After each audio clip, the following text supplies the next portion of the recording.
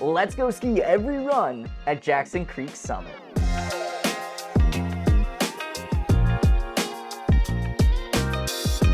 What's going on, Midwest skiers and riders? Matthew Zbransky with MidwestSkiers.com. This is an exciting episode. This is my first and only time to Snowriver. First time at Jackson Creek, previously known as Indian Head.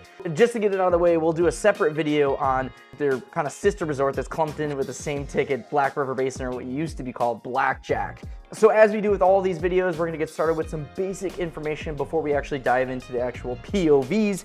And the first thing we want to talk about is the day, because it was a doozy of a day. All this footage that you're about to see on screen was filmed February 20th of 2025. It was a Thursday, and it was a surprise powder day. It wasn't a massive powder day, but we got a few inches overnight. I didn't see it on the forecast. It wasn't in my plans for this trip or anything like that. Basically just showed up and there was snow on the ground. So that was pretty exciting. A couple of things I want to note about that is that it was a slower day for like speed wise, just because it's powder, right? So you'll notice on some of the footage, I'm going to have to take other people's tracks just to keep the pace going to get back to lifts. Some of the runs are going to be running a little bit slower than, actually a lot of bit slower than they probably would be on a normal day. So take, the footage with a grain of salt. Obviously it's great to have powder, but there are things like beginner runs that do suffer a lot when there is powder on the ground, just because everything slows down significantly. So the other thing, I just want to paint a picture for the year, since this is 24-25. The UP had actually a really solid natural snow year, and that's why we were actually able to ski pretty much all of the gladed areas in this video, as you'll see in just a minute. There were some areas where it was a little bit thinner than others, but honestly, like, the coverage was phenomenal. Pretty much everything was open. It was skiing super duper well, so really good year for the UP. Cold weather, good snow, good turnaround from the years prior to that where it was pretty low tide. As far as location goes, it's located in Wakefield, Michigan, or the western side of the UP. It's about 6 hours from Chicago, north from Chicago, and about 4.5 hours from the Minneapolis Twin Cities region, which I'm going to talk about at the very end. I think is something very interesting. I'll give my opinion on that and my final thoughts. As far as opening dates go, they usually open for the season in late November, kind of that Thanksgiving time frame, and then they'll go to basically mid-March, just depending on conditions. Might go a little bit later, might end it sooner. All just going to depend, but they go pretty late into the season as well. As far as pricing goes, they use a dynamic kind of ticketing system with their online here, so it's going to depend on when you go, what days you go, how long you book in advance, things like that. But essentially, if you were to look at the averages, I was coming up with, like, on the low end, a full day lift ticket for an adult is going to run you about $74. For a kid, it's going to run $44. And then if you go on kind of the higher end, so you're like day after Christmas style pricing, that's going to run you quite a bit more. And that's going to break the $100 mark, coming in at $109. And then for children, it is going to run $69. Now they do have some interesting kind of pricing things here. They do an adult child combo ticket as well. They do the 3 Flex Pass, which we talked about in our Granite Peak video, which if you haven't checked that out and you like bigger kind of Midwestern resorts, definitely go check that out. We will link that in the corner and below. And then they also are in the Indy Pass as well, so something to keep in mind there. Another thing I want to mention about their pricing and just kind of some things to keep in mind is they do on-site lodging and they do discounted lift tickets if you stay on-site with them. If you are thinking about going up there for a trip for multiple days, which I do think this ski area, these 2 ski areas, justify a couple of days, you might want to check out their lodging options, because you might end up saving some money if you stay on site with them versus staying off-site and then driving to the ski area. Plus, just being on site is kind of nice. So check out those options as well. They do offer on-site lodging. On that same note, I want to talk about how these are technically 2 different ski areas, but they're under the same umbrella. So the reason that we're going to do separate videos on them is that you cannot access them using lift or runs to get to the other area. Basically, you have to take a shuttle bus or get in your car and drive to the other ski area. So we're going to put these into 2 separate videos. We thought that given that they're pretty much separate entities, and they were historically separate entities, we wanted to do them in basically separate videos, because we just think it makes a little more sense to lay it out that way. But this is technically under the Snowriver umbrella. So that ticket will get you access to both of those ski areas, which is important, because if you're going up there for a multi-day trip, it's going to open up a lot of terrain. And obviously we'll talk all about Black River Basin in that video, so we'll link that and go check that out if you're interested in that. And if you're from the Black River Basin video, welcome. We're excited that you're here joining us for today. As far as number of trails go, we're just looking at Jackson Creek Summit here. It's going to be 43 trails. Number of lifts, they have 3 chairlifts, including 1 high-speed six-pack, the only high-speed six-pack in the UP right now as of 2025. They have one T-bar, which is my favorite lift. Don't ever get rid of that, Snowriver. We'll talk all about that in just a minute. One handle toe and one carpet. One other interesting thing is this is the only carpet currently in the UP, which is important because if you have learned to ski individuals, this is a really solid place. I like it a lot. They have a carpet. They have some really nice beginner terrain, and with that six-pack to access that beginner terrain, it's a nice setup for families. I really do think that this is a really solid area for all abilities. As far as vertical rise, we always use Google Earth and data. The central pod, I was getting 535 feet of vertical rise. The east side or the T-bar side, I was getting 340. And then on the west or the Bear Creek side, I was getting 365. So very respectable for the Midwest. And that central pod at 535 is very respectable, definitely on the upper side of Midwestern ski areas. And then those other sides have their own personality. Even though they're a little bit less in vertical, they have their own personality as far as terrain goes. So we'll obviously dive into all of that when we get into the POVs. One thing that is also unique about this ski area, that it is a upside down, what we usually call ski area, where the chalet is actually on the top of the ski area, and then you ski down into the valley. So all of your ticketing services, everything like that's going to be actually, you're going to park up at the top of the ski area, and then you're going to work your way down into the valley. So nothing really huge to note there, just basically that obviously, you know, if you're ending your day, you want to make sure that you're getting up the hill. They're usually really good about making sure that when they close the hill, everybody has uphill access, things like that. Now, if you are catching the shuttle bus over to Black River Basin, that's going to pick you up at the bottom in the valley. It's basically going to pick you up right at the base of the six-pack, and then it's going to basically bring you all the way to the main lodge, which Black River Basin is the opposite. So their chalet is located at the bottom of the hill. So it's kind of funny how it's laid out, but it works out really well, and I actually really enjoy the two different varieties of terrain that these ski areas have to offer. But without further ado, let's dive right into the POVs. All right, so we're going to actually get started over on the T-bar, the east side over here. And to get down here, actually, what you're going to do is, we don't have footage of this. Unfortunately, the GoPro messed up on me. I was going to showcase this, but you're going to take Voyageur's Highway, and then you're going to take a cut called Confluence. So that'll kind of get you over to this pod of skiing. And then from there, you can take this T-bar up. Now, I'm going to say it right now. Never get rid of this T-bar, Snowriver, because this thing is phenomenal. The terrain that it serves is phenomenal. And I just love it. I love that it's a surface lift. It's easily lappable. It's like the perfect length too. This is where I think a surface lift works so dang well. Like, I love it. It's amazing. Don't get rid of it. Ever. It's technically called the East T-bar. It was installed in 1959 and has been running smooth ever since. I love T-bars. They're easy to maintain. They do have this like mid lift shack thing. This thing is awesome. This zone is awesome and caught me completely by surprise.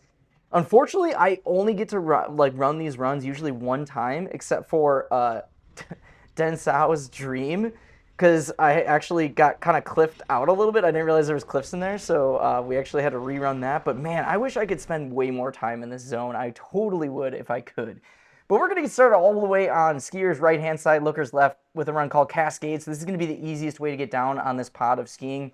It kind of wraps all the way around skier's right-hand side. As you can see, we had some powder on this day, so it's going to be running a little bit slower. You'll see at the bottom, I'm going to have to kind of carry some speed in through, but really solid intermediate run. I think if you enjoy just solid skiing and don't mind surface lifts, this zone is just so nice. It's hard to say because I was there on a pretty slow day, but I feel like this zone wouldn't see a lot of traffic, and it's probably not going to get tracked up a whole lot. You're going to find fresh, if they're grooming it, fresh cord here probably later into the day. It's lappable, and then the runs that we're about to do, the next 3 or 4, are really solid. I mean, they have some solid pitch to them. They'll definitely give you a little bit of a challenge if you are an advanced skier or snowboarder. Man, it's just a lot of fun in this pod of skiing. So as you see, we're going to have to run some speed down here, especially since it was a little bit of powder day, and this is going to run you right on back down to the East T-bar. So we'll run this in, and then we're going to do the double black diamond, Densow's Dream.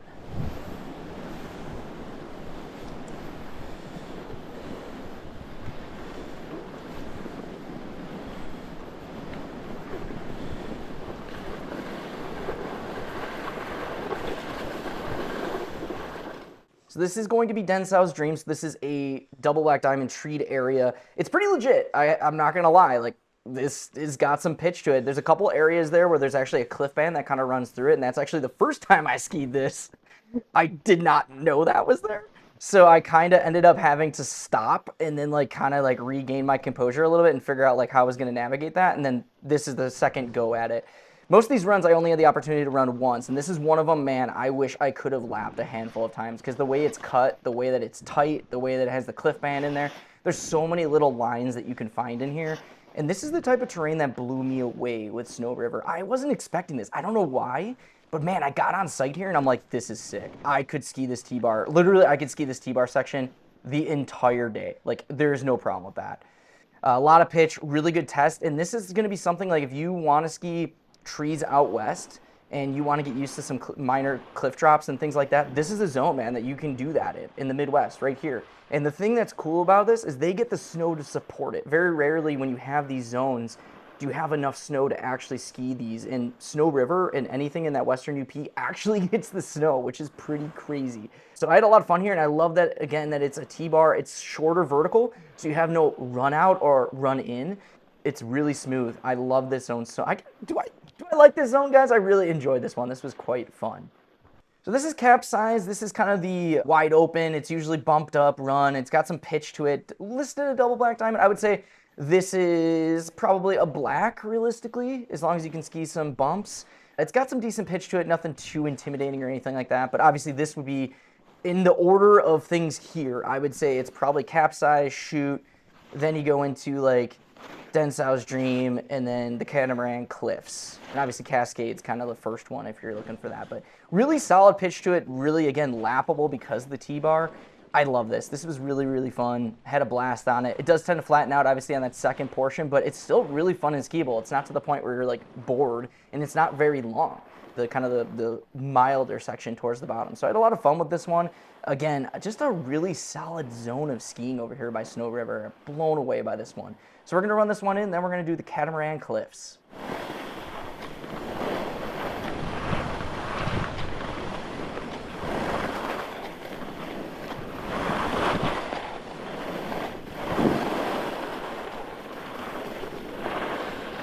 All right, Catamaran Cliffs, man. This is another one that has kind of cliff band running about halfway through it. So this was a fun one. Another one that I wish I could have skied a handful of times. Like I like the way the spacing of the trees are. It's a little bit tighter than some of the other stuff you'll find in the Midwest. I had a lot of fun. The cliff band's super cool. There's a lot of ways to work around it or over it. Yeah, this zone, man. I can't get over how amazing this zone was and how direct and like it just fit every piece of the puzzle that I love in skiing. I had a lot of fun skiing this, and as you can see, kind of went over the cliff band right there. So if you want a more direct cliff band, you can kind of go to skier's right, and that's going to give you kind of a direct drop. If you want to take that zone, you can work all the way around it on the left-hand side. There's just so many ways to approach this, and that's what I love about these zones. There's just so many lines in between these zones that you could take, and you could probably spend an entire day just lapping this T-bar if you really wanted to and not hit the same line twice. Pretty amazing. When you come out on the skier's left side, you're going to want to carry a little more speed when you're going down to the T-bar, because what happens at the bottom here is it kind of goes uphill a little bit, and then you kind of have to wrap around to catch the T-bar. So you kind of want to just shoot this bottom section, carry a ton of speed, and then when you kind of come around the right here, skier's right, just kind of go up and over, and you'll kind of see that when we come around here. But we're going to run this one in, then we're going to do the last kind of real run on this pot of skiing called Chute.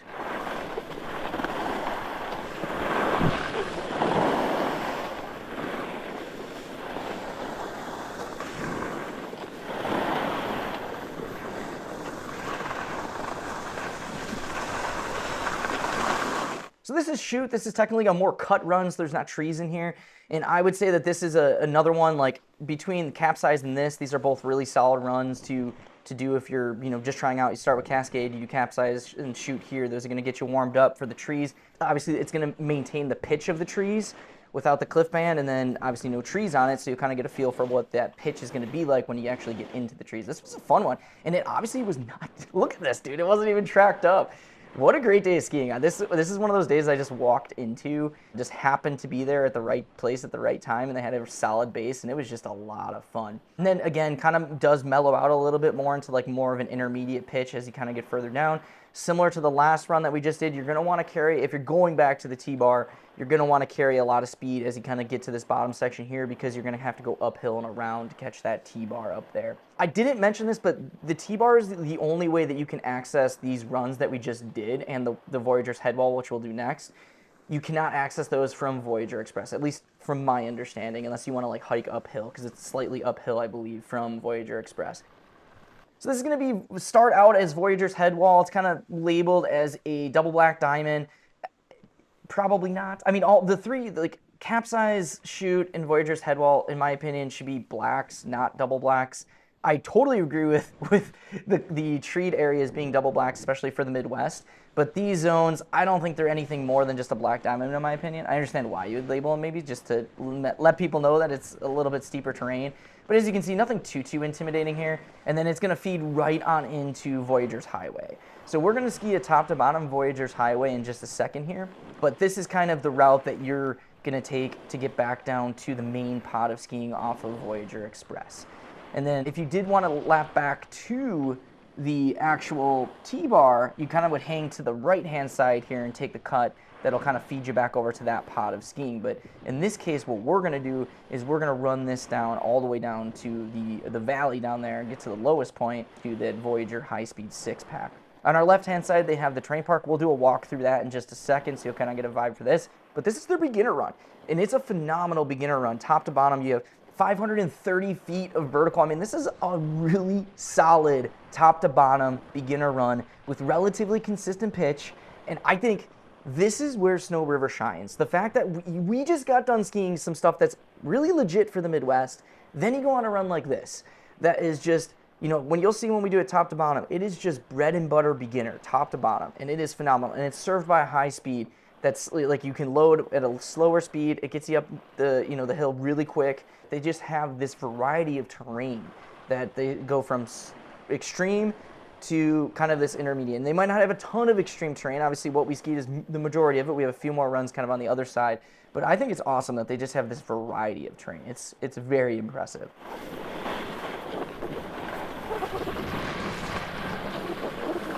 So this is the Voyageur Express. This is a 2023 Doppelmayr high-speed 6-pack. Like I mentioned earlier, at the time of filming this video, it's the only high-speed in the UP, which is pretty significant because a lot of these lift lines are pretty long. Like, they're significant length. So the fact, especially if you're there on a non-busy day and you can take this and it'll cut your actual ride time in half, that's significant. Obviously, you know, it helps with uphill capacity being a 6-pack, but I think this was a great addition to the ski area. And one of the first things that when the Skinner family did take over the ski area, this was one of their first major investments, was putting this lift in, and I think it was absolutely needed, and I think it changes the whole dynamic of Jackson Creek Summit. I think it makes it more approachable for beginners. It makes it more of a destination area for people like myself from the Twin Cities, which I'll talk about a little bit later. But I think it really did change the vibe of this ski area. Underneath us, you're going to see on our left-hand side here, that's going to be Superior. On our right-hand side, we have Alpenglow, which we'll do all of those runs in a little bit. And then in between, you're going to see these pockets of trees, and we're going to do those too. And I think that's the thing that's really cool about Snowriver is not only do they have progression of terrain in like normal groomed runs, they also have progression of terrain in trees. We're going to jump into some trees that are super mellow, River Ridge in just a little bit, and those are perfect for learning. They remind me a lot of Charlotte's Web at Lutsen, where they have a mellower pitch and they're spaced a little bit more appropriately for beginners. And that's what I love about this ski area. I was really impressed with their variety of terrain.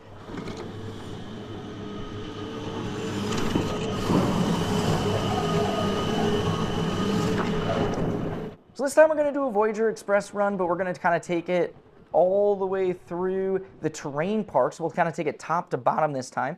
The one thing I will mention about the top of Voyageur Express is a little bit flat. You can kind of see the guy on my left, he was kind of doing the skating motion a little bit, especially on a day like today where the snow is a little bit slower. And it might be when it's groomed, it's going a little faster, but I did notice there was a little bit of a milder pitch kind of at the top. But this run will kind of lap all the way around and kind of come all the way down through, weaving, cutting through kind of the pitch a little bit to mellow it out, and it's just a fantastic beginner's run.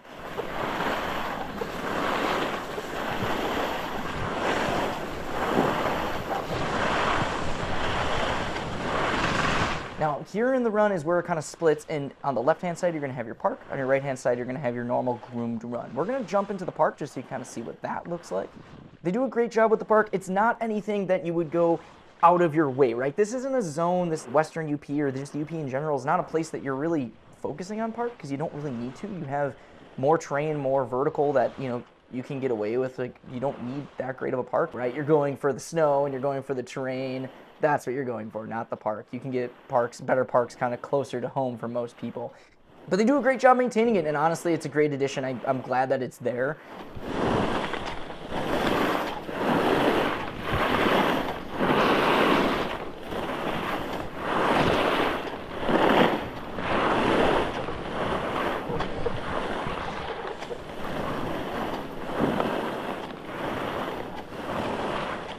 And then again, this is kind of where we met up a little bit earlier, where it's this really nice mellow pitch that kind of just snakes around all the way down and kind of comes back down to that six-pack. And as you can see, it's a long run. The fact that they have this for beginners is phenomenal. Now, this is the only green that comes top to bottom. So if you are a beginner, this is most likely what you're going to be skiing most of the time. Then you're probably going to work to Superior, which we'll do in just a bit. And then you can move over to like your Sundance, Alpenglow, Sundance, and then move into like a Borealis Fist. So that'd be kind of your progression of terrain here. So it'd be almost working left to right in this pod of skiing. So a Voyager's Highway, and then work your way kind of lookers right, skiers left. So we're going to run this one in, then we're going to do a Superior to River Ridge run. So I mentioned earlier that they have these little pockets of trees, so this is going to kind of give you a taste of that. So we're going to jump into these River Ridge trees, which was really fun. Now, I will let you know that there is, hence the name, a river that runs through there. So I actually got, the first time I actually skied this, I got, like, rivered out, if that's a term. I got on one side of the river and I couldn't get across it because there wasn't, like, a passing through there. So just something to be mindful of. Like, if you get too deep in there, there is a river that can kind of cut through. It's not, like, big or anything like that. Like, you could definitely traverse around it. Just something to keep in mind. As you can see, the trees are a little more spaced out here, mellower pitch, so really good zone for popping in. And I love that you can stay on the skirt the side here, and if you just want to do a pocket of trees and then skirt out, you can totally do that. If you want to get deeper in there and take a deeper woods lap, you can do that too. Kind of like I'm doing right here. Pop out for a little bit, then you can pop back in. All that's accessible, and this is exactly what the Midwest needs to progress tree skiing, right? Like, you're not gonna just commit to a top to bottom tree run. It's really hard to do. But this is a good way to get introduced to tree skiing, right? You pop in for a handful of turns, you can pop out, you get a feeling for what you need, the skill levels you need, and then eventually you can kind of take that to a full top to bottom run. Now, on this other side cut here that we're gonna do a little bit further down, this is almost like a Jack's Cutoff, kind of like further down here. These trees are actually really good as well. A little more spaced out, a little mellower, I would say, than the upper sections. This is another really good zone that you can kind of go through. And as you can see, nothing too crazy, right? It's a good pacing, really solid pacing for people that want to get into tree skiing for the first time. So we're going to run this one in, then we're going to do Superior to Jack's Cutoff.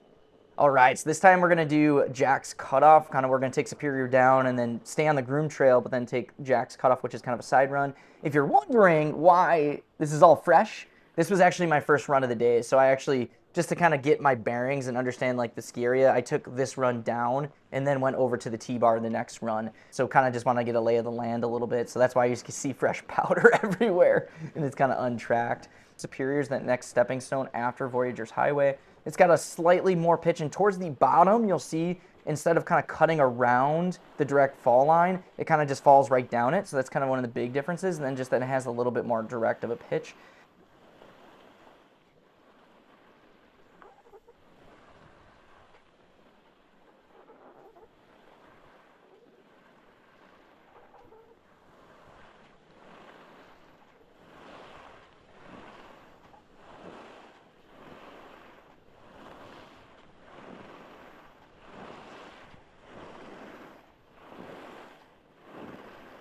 Now, when we get about halfway down here, we're going to actually hang to skier's right-hand side, and we're going to take this offshoot. And we kind of skied some of that with the trees that we just did. We kind of cut in between these two runs.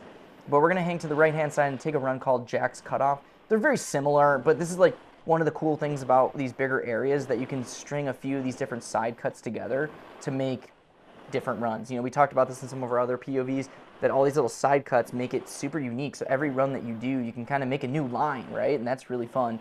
Regardless of your ability. So this is technically Jack's Cutoff here. You can see you bop into the trees on the left, or on the left-hand side over there.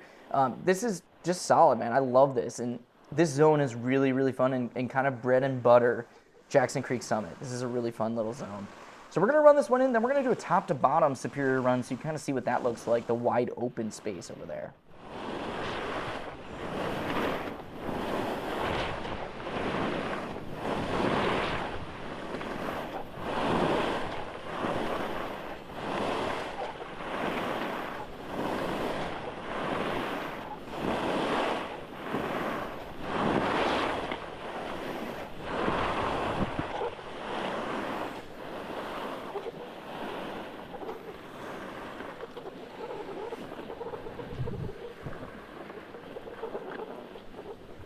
All right, so this is going to be a top-to-bottom Superior run. I mean, basically just going to run straight under the lift here. This is, again, progression of terrain here. It's going to go Voyageur's Highway, then Superior.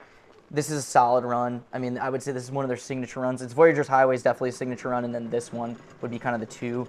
They have so much good terrain here. It's phenomenal. And again, I think what's cool about this is you can take so many little cuts, like we'll do in a second. There's some other like branches of this that go, such as Alpenglow. This little pocket of trees on our left-hand side, you can technically jump into that as well. We did just Jack's Cutoff, and then when we get towards the bottom, we'll see in just a minute here, but there's all these little chutes that kind of go directly under the lift to have some tree access, a little steeper terrain, so we'll get into those a little bit later as well. But just a solid pitched run, you know, wide open, really good for that stepping stone, right? You go from the wide open Voyageur's Highway, and then you go into something like this. You can start to go into like a Jack's Cutoff, then go into Alpenglow, Sundance, that are a little bit narrower, have a little more pitch to them. Just really solid progression of terrain here. Very lappable, obviously, because it's right off of the high-speed six-pack here. Just an overall really solid intermediate run. So we're going to run this one down, and then we're going to actually hop on over to Alpenglow, and we're going to do some of those lower kind of chutes that I was talking about earlier.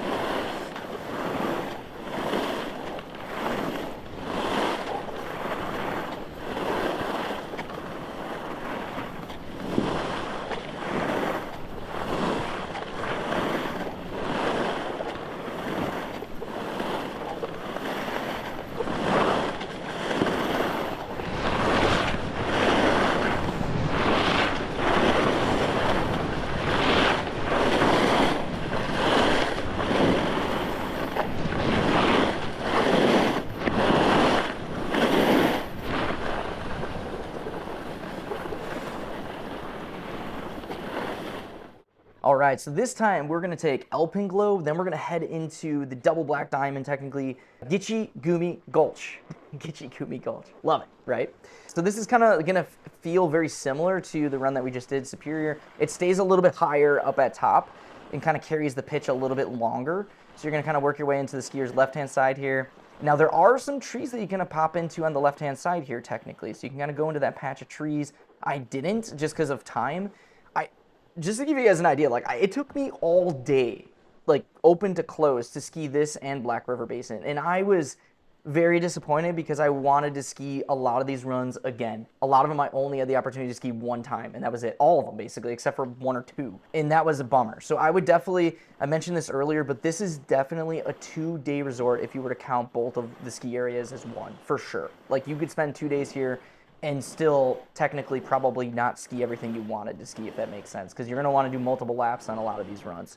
So this is going to follow the direct lift line. Now what we're going to do is we're going to hang a skier's left here and go into this little pod of skiing that kind of goes under the lift, and it has like a little bit of a steeper fall off here. We'll do the Gitchee Gumee Gulch first, which basically is a wide open section under the lift line here. It's a little bumped up and just kind of follows that little steeper section that kind of comes down. So, you know, on our right-hand side, kind of has a mellower pitch that kind of comes down, that's cleared out. This one is just going to have almost a direct fall line that kind of goes into the Gulch, hence the name. And then we're going to do the trees on the next run, so you kind of get a vibe of both of those and how they kind of vibe. But this was a really fun little zone. It's a good way to wrap like an intermediate groomer. Like going from like, if I could see if that was groomed, you just rail a bunch of turns, then you come into this zone where it's like, all right, let's get a little more technical with turns and like actually have to think about, you know, picking out a line. Like this is super cool. I had a lot of fun in this little zone. There's a lot of these little like hidden zones that like are just really, really fun. And I just had a lot of fun skiing these zones and like coming up with creative lines. And this is like, again, some of the terrain I wish I could have skied more, because I feel like I could have found even better lines down through that if I had more time to pick through it. So these next two runs are, I consider, the last two ones that you could lap off of Voyageur Express, and honestly I would make an argument that maybe it's better to go to Cloudfront just because they're going to be a little bit easier to access. You don't have this kind of like, as you'll see in just a second, this dip that you kind of have to carry some speed and get up. Now on a normally groomed day, I don't know that it's going to be as dramatic as it is, and maybe you guys can let me know in the comments, those that have been here on like a normal non-powdery day. I think you'd be able to carry enough speed to probably get up this without having to skate and pull. But I do think the flow of these runs probably is going to be a little bit better coming from Cloudfront.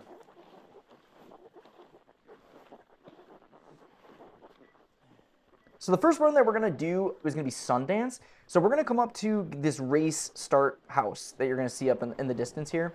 And if you take a right, that's kind of Sundance. If you take a left, that's going to be Borealis, which we'll do next. And these two runs kind of funnel down, and they're going to kind of go skiers left-hand side of Voyageur Express. Sundance kind of actually goes under it, which you'll see a little bit later. It kind of has this like shot down, and then it'll kind of cut under the lift and then kind of come back and meet up with Superior. Or you're going to do what we can do, and you can hop into that tree section again, and we're going to take Acreek, or up Acreek. I'm curious as to like which it's supposed to be announced. I think that's pretty creative. I'll have to ask them if there's a correct pronunciation for that. I was reading down the map, and I was absolutely like confused / losing my mind. I thought that was super creative. So as you can see here, Sundance is a pretty intermediate run. Definitely gonna have a little more pitch than some of the stuff on the other side of the lift. And it's just a solid wide open intermediate run. I don't like the flow of it as much because of that like dip at the upper section. But what I do love is that you can bop into the trees like we're gonna do right here. So then you can go into this section here. There's gonna be some little bit closer spaced trees than some of the stuff they were doing on the front side just a minute ago. But it's going to be that similar vibe to what we just skied in that Gulch there, where it's going to start out pretty flat, and then it's going to kind of hit this fall line when we get further up. And I had a lot of fun skiing this zone. This is the kind of stuff, man, I could ski this stuff for days. And the fact that you can pair it up, you can take wide open turns up top, really get some speed, and then kind of like have to go through some technical terrain down here. This is awesome. And it reminds me of like out west skiing, where you'll hit these patches of trees and then get back onto a groom run and rip a bunch of turns, then hit another patch of trees. This is awesome. I loved it. I could ski this stuff all day. And the only thing I wish is I had more opportunities to ski more lines through that tree patch, because I only got two goes of it. So that was pretty cool little zone there, not going to lie. Now next we're going to take a top to bottom Borealis run. This is going to be their black, technically, so it's going to have a little more pitch than that of Sundance. We are going to just take it top to bottom. We're not going to dump into any trees. One thing that you will see is towards the bottom here, there is a cutoff called Artisan Alley, which kind of goes through that same Gulch area, but it's less trees and more just cut with moguls. So if you wanted to try that pitch without any trees, you could do Artisan Alley. Now, because we're racing on this run, as you'll see in just a second here, I was not able to ski this till the very end of the day because they were actually doing active races here, so this was closed off, and you'll see the bee netting, and that's why we couldn't get into Artisan Alley, because they had bee netting lining this entire run, so I couldn't cut over to get over to that run.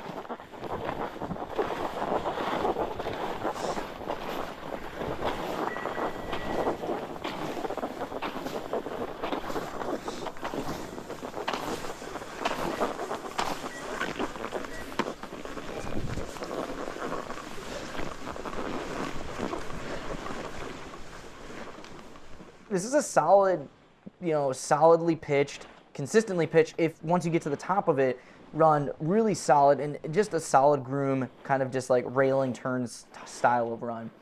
I would argue that this is probably better served by the double that we're going to ride in just a second than the actual high speed, just because of the run out at the top. But you could go either way, and maybe on a groom day, this is going to vibe a little bit better, as in you don't have to, pull and skate your way up to the top, and that way it might change my opinion on it. But I found myself, if I was going to lap this run, probably going to the double more often than I would be going to the Voyageur Express. So solidly pitch run, going to have like a last little final dog leg here that's going to naturally feed you over to the double, but you can kind of carry some speed and cut to the right and go down to Voyageur Express. So if you are going to Voyageur Express, you're going to want to go ahead and carry some speed. And then, like I mentioned, that's at Artisan Alley on that right-hand side there. We're going to bomb this on down. Technically, on this run, I think I did go to Voyageur Express, but we're actually going to do the Cloudfront Double next.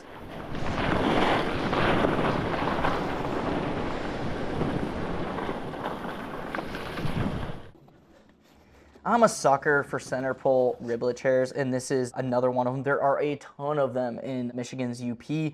This is a 1976 riblet double, and this serves some solid terrain. Man, I want to love this zone so much. I think it has a couple of things that just don't get it quite there, and it's the run out at the bottom. We'll show you some of that. Now, obviously, if you're skiing FIS, we did not get to ski FIS. They were running races on this all day, so I didn't get a lap on that one. I feel like it had a pretty similar pitch to that of Borealis, so I don't think we're missing much. I will skirt kind of underneath this here. I'll go through the trees and then kind of skirt underneath this, so you can kind of get a vibe of it. But these few runs are very lappable off the double, but once you start getting further along, like you're getting over to your Nimbus and you're getting over to your Stormfront and your Torrent, you're having to carry a lot of speed at the bottom. And I know I was here during a very slow day, but I can't imagine that you're going to be able to like get back to the lift without having to do some skating or some pulling or just some really, really slow kind of traversing back. It's almost like Cloudfront should have been aligned slightly different. I know this is obviously well before, this is, 1976, but it'd almost be preferred if Cloudfront was aligned kind of in between all of these runs, kind of running almost up the Nimbus lift line instead of going up a FIS. But either way, it's a really solid pot of skiing. I think that's why it's frustrating me, because some of those lower sections like Gully Washer and Hailstrike and Supercell are super fun to the point that I wanted to lap them more, but because of the run out at the bottom, it was really hard to do, especially for how pressed in time I was. So we're going to run this one in, and then we're going to do Nimbus to Coriolis Effect.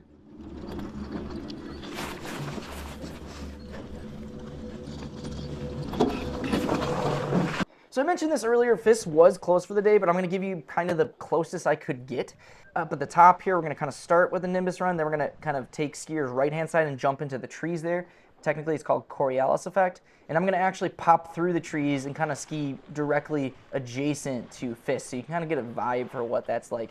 This upper section does start out pretty flat. They did put some rollers in here to kind of, I think, pump and get you some speed, but then it kind of does drop off right after this break here, and that's when you're going to kind of get that pitch that we were experiencing over with Borealis.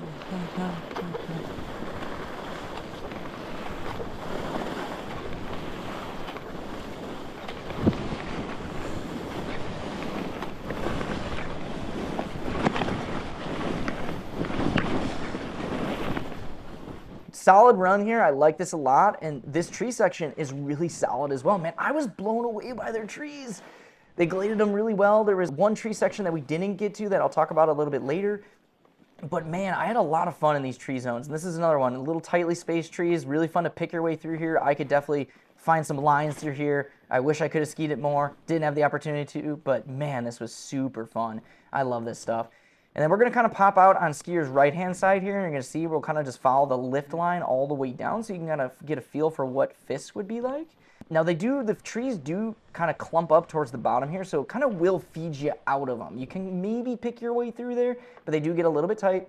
And then we're going to kind of just take this lift line here so you can get a vibe for what that is like. So we're going to run this one down in, and then we're just going to do a top to bottom Nimbus run so you can see what that looks like.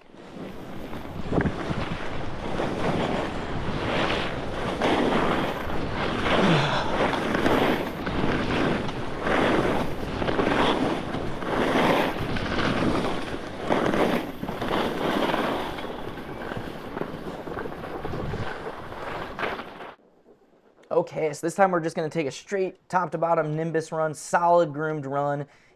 I think it's, again, best served by this double chair, really lappable. A little bit flat on the top section up here, as you can see, but once you kind of get into the pitch, really solid. These are really fun runs to lap.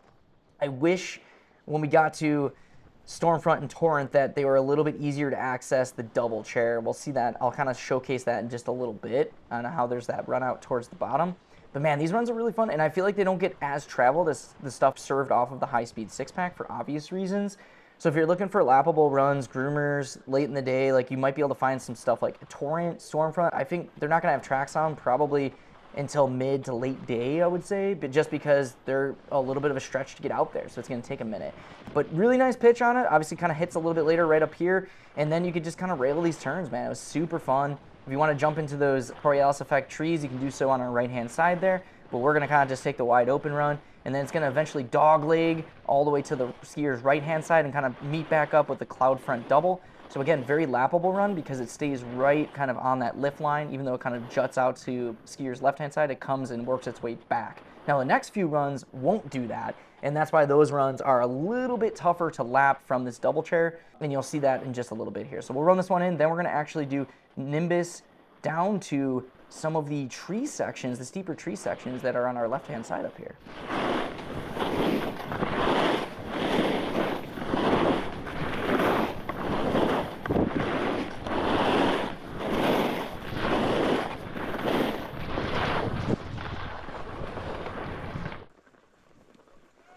All right, so this next run, what we're going to do is at the very top, we're going to do Nimbus like we just did, except for this time, we're going to cut into the trees called Guliy Washer, and this was a fun little, this similar to what we did on the Gulch underneath the 6-pack. There's another one of those little zones here too, where there's like 3 or 4 different little tree sections that have a nice little steep fall off there, and we're going to get to ski a few of those in there. At the top here, going to be the same exact run as we did before, Nimbus, but what we're going to do is we're going to hang off to the left-hand side, skier's left-hand side, and we're going to duck into these trees here. And I wish I could have skied these more. I only got to ski these once, each one of these runs once, just for time, and I was having a blast with this. I actually texted Benjamin Bartz, and I'm like, man, this zone is super cool. The only downside is there's a bunch of run out at the bottom because it kind of dumps you out a little bit further away. Guliy Washer is not too bad, but when we get further down to like Supercell and Hailstrike, those ones dump you out and you end up having to kind of pull and skate back. And obviously on a powder day, it probably wouldn't be as bad, but this day I was there, it was pretty rough. So we'll kind of show you some of that. We're not going to show you the entire clip every time just because we don't need to see that, right? Save some time. But as we kind of get to this dog leg, as it starts to cut back over, you'll notice I'm going to hang a left-hand side here, and this is where you're going to jump into those trees. If you want to access the other ones, the best way to do it is to actually take Stormfront, which we'll do in a minute. But this one, for Guliy Washer, you want to take Nimbus. So Nimbus, we're going to jump on in. This is it, baby. Some tight trees. We're going to see a fall line right in a second here. This is some fun stuff.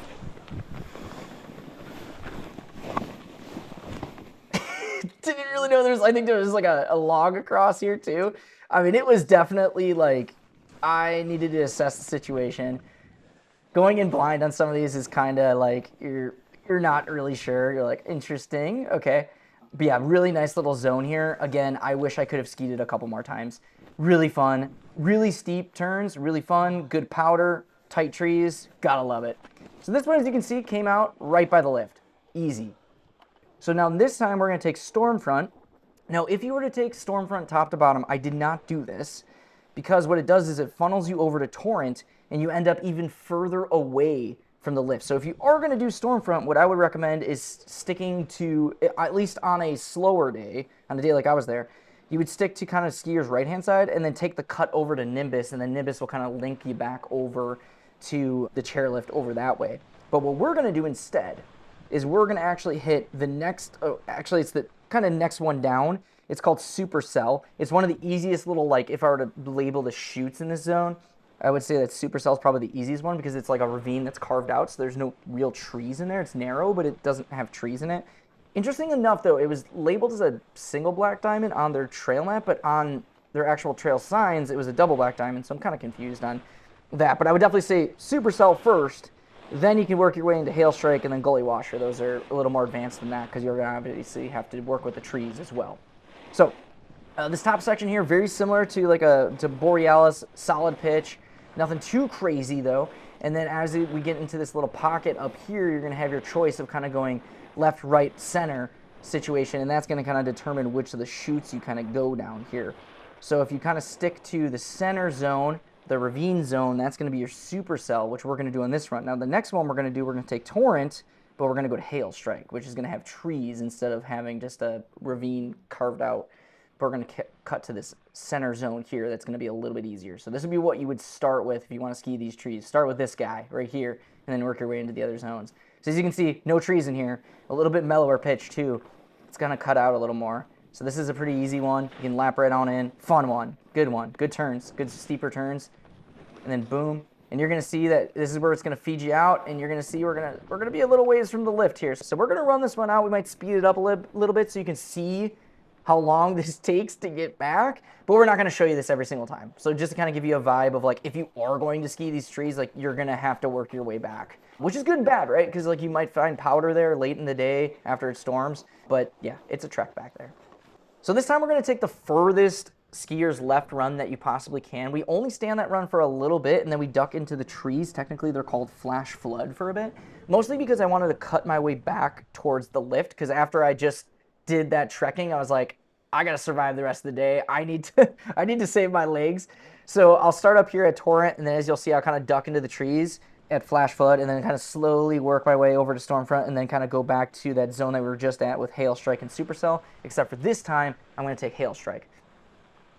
So similar vibe to that of Stormfront, really. You know, moderate pitch. I wouldn't say it's anything too intimidating or anything like that. These are very doable black diamonds. And then they just kind of have that steeper end section, kind of like you've seen in the trees down there. And if you want to, you can run this one all the way down. You don't have to take those tree sections. You can even link this up back over to Stormfront if you stay to skier's right-hand side and then go back to Nimbus. But what we're going to do is we're going to duck into these trees in here to give you kind of a taste of that. And these are a little bit not as cut out as some of the other ones. As you can see, pretty fresh tracks in here. And doesn't see a lot of traffic, man. So if you want some untouched stuff, like these are the zones that you're gonna find it just because they're further away from the lift, right? It's usually how it goes. The farther away you are from a lift, the less traffic that you're gonna see. We're gonna run this out, then we're gonna kind of come back over and hook up with Stormfront, kind of the run that we just did, and then we're gonna get back to that like tree section again, where you can kind of choose your own adventure, right? Left, right, center. But this time, instead of going down the center, kind of that Guliy ravine section, we're going to actually take Hailstrike, which is going to have a little bit steeper of a pitch to it, and it's going to have some trees on it. So we'll come up to that in just a second here.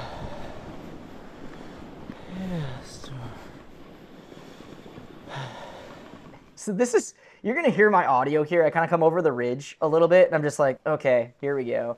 I ski a lot of these runs blind, so I don't get to re-ride them most of the time. So it's like I come in and I'm just trying to pick my way through it, which is super fun. But it's like, okay, really solid turns in here though, guys. This is really fun stuff. Again, I wish I had more time to ski this stuff. I would love to ski this multiple times because I love this. This is really good technical skiing, super fun, especially the way the snow was vibing that day. Oh man, I just wish I could have skied that a few more times and get a nice clean run through that zone. That would have been super fun. So now we're at the top of the double, and then this time what we're going to do is actually take a run called Buffalo, and this is going to feed us over to the west or the Bear Creek zone. So there is an easier way to get over to the Bear Creek kind of zone. You could take the Bear Creek access kind of trail that kind of feeds you back over, and that's going to get you over to Elkhorn. It's a blue kind of groomer run, so if you're looking for like the easiest way, actually Elkhorn had some terrain features on it, but if you're looking for the easiest way, that would probably be the easiest way. Or you can even take one of the greens all the way down and around. On a day like this, I would not recommend it because they were just running so slow. Now, off to our distance in front of us, you can actually see Black River Basin, the kind of sister resort to this, in the distance over there. We're going to do a separate video on that, like I mentioned earlier. But this is a solid run. It's got some decent pitch to it. You know, obviously it was super fun to be able to take some powder laps in here. A lot less tracks on this side. In general, I would say that this side of the ski area does not see as much traffic. I barely saw a lot of like people over here. You can look at the chairs and like there's just not many people over here. And I'm gonna give you a little secret run that I really enjoyed in this run. We'll do it in a couple runs here, but there's a little hidden one that I think might be my underrated trail here at Snowriver.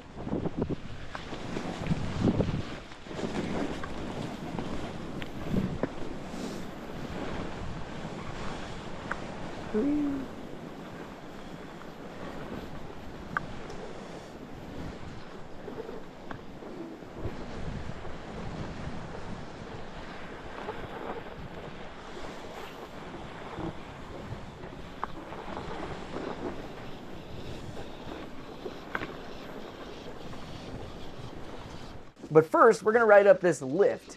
And this is, of course, it's a double. Now, it's not a center pole riblet double, but instead, it's a 1987 riblet double, the Bear Creek double. So this is one of their newest of the older fleet. Obviously, the six-pack is one of their newest lifts. It's brand new, it's a couple years old.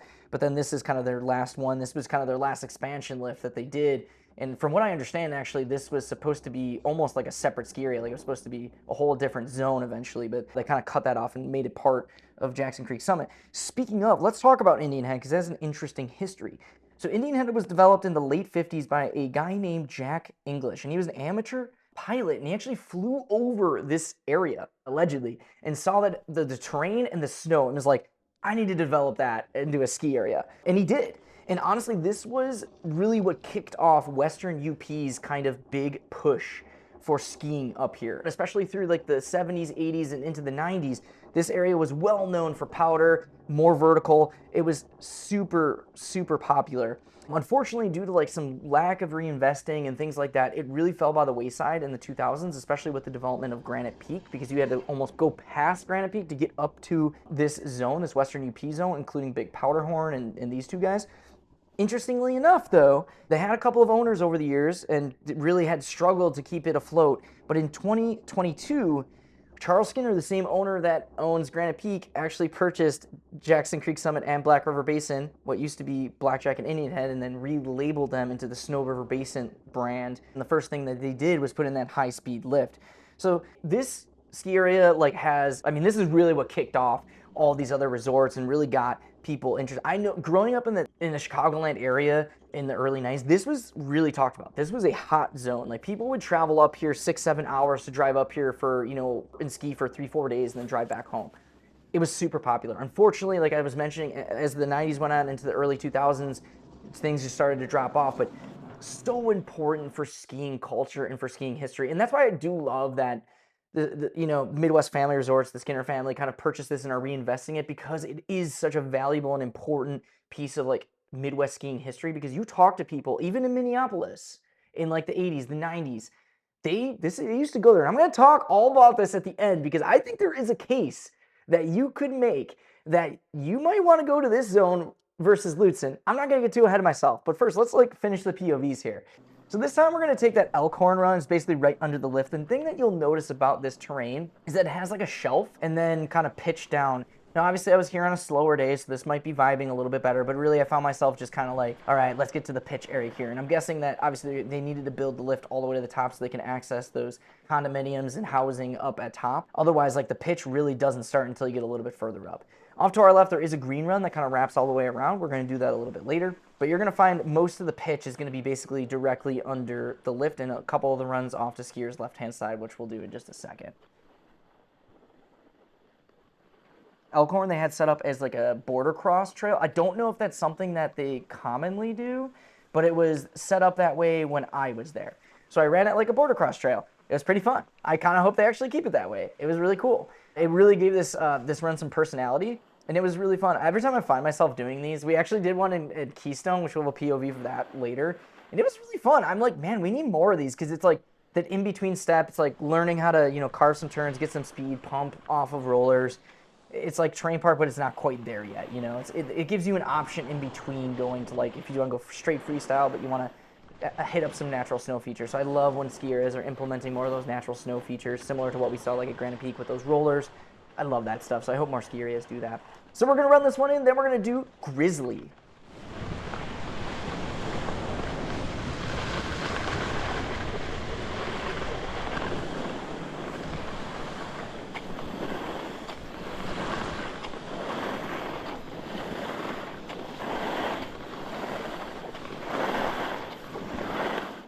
So at this upper section, similar to kind of the last run, we're really just going to be focusing on carrying some speed through this zone.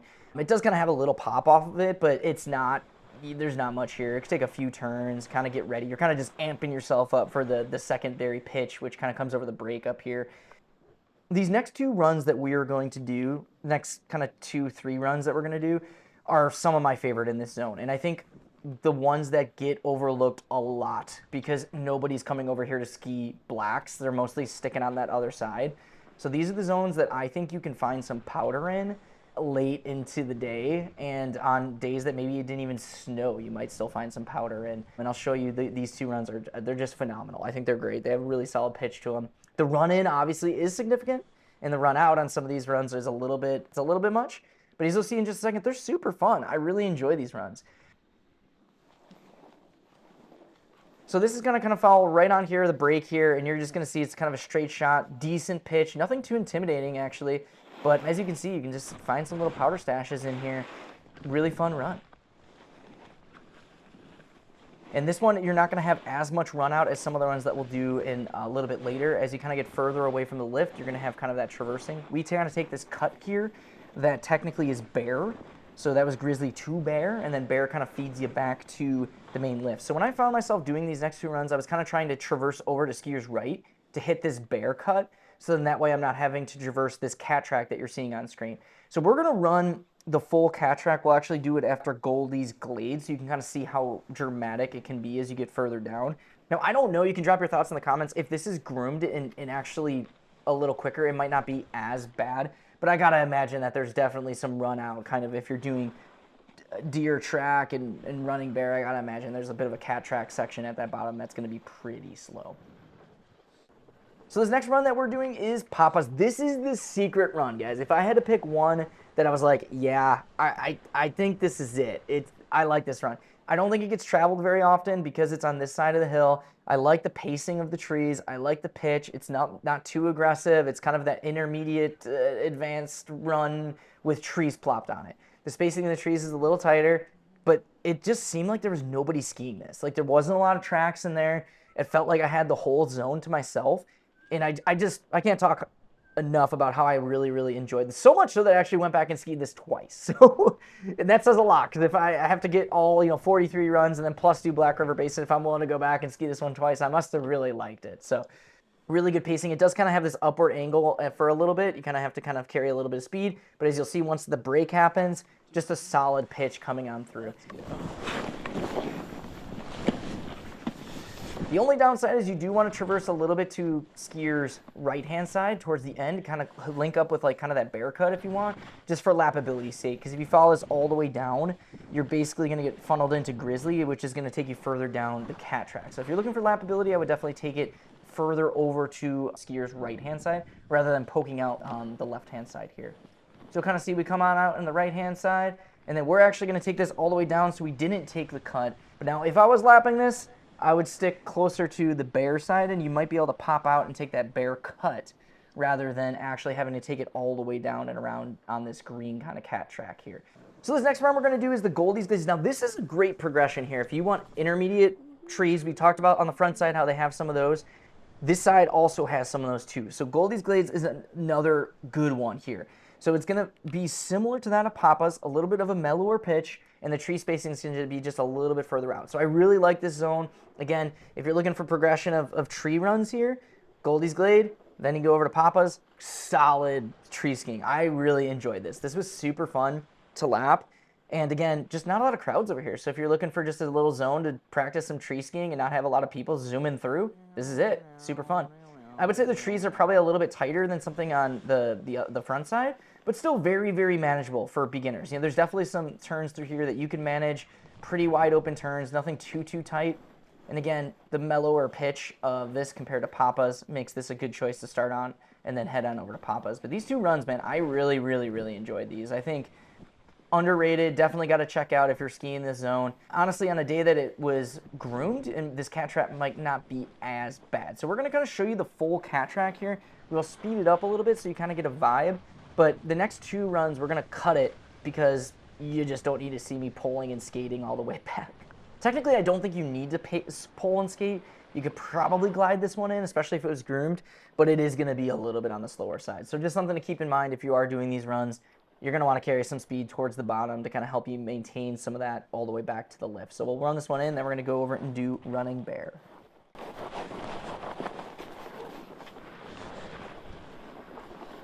All right, so same top section up here. We're going to kind of veer off to the left-hand side here, and this is going to link us up with the 2 beginner runs in this pod of skiing.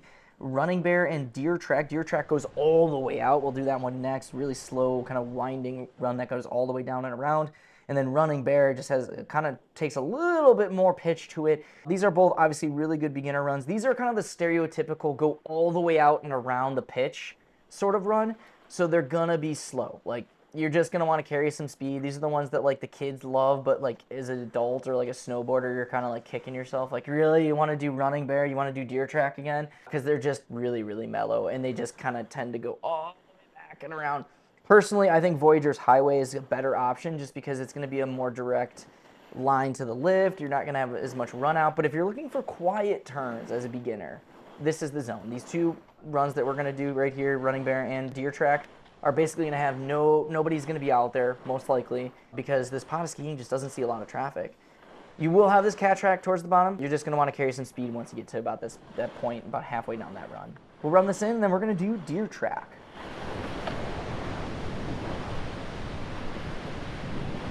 So similar to the last run, we're just going to kind of swing on over to skier's left-hand side here. This is going to be extremely similar to Running Bear, the run we just did, but this time it's going to go even further out and around, so a little bit even less pitch. And again, I would probably recommend sticking on the front side if you're a beginner for Voyageur's Highway, just because I think it's going to be a little bit more lappable. However, if you're looking for quiet runs, these two are going to be some solid options. So as you can see, just a nice kind of winding through the woods all the way down and around. I feel like every ski area needs to have, especially if it's a bigger one, you got to have one of these runs that just like, you got to cut it for like the longest run sort of like thing. And it's just all the way down and around. You know, if you're a kid and you like this and you just like long runs with mellow pitches, this is it. I mean, it's going to have a much mellower pitch than something like Voyageur's Highway. So if you're looking for like a even mellower pitch than that, this is going to give that to you. So we're going to run this one in, and then we have one more zone to do. We have the Maple Toe and Maple, and basically we're going to access that right off the top of the Bear Creek double chair that we've been riding. So we'll go up to the top, we'll ride Maple down, and then we'll take the toe up, and that'll be our complete view of Jackson Creek Summit.